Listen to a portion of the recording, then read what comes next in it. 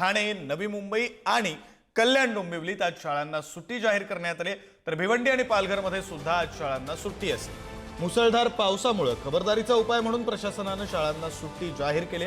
आजही हवामान खात्याकडून अनेक जिल्ह्यांना मुसळधार पावसाचा इशारा देण्यात आला।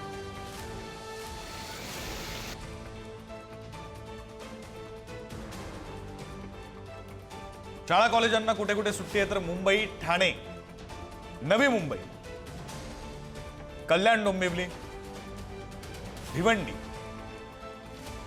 पालघर।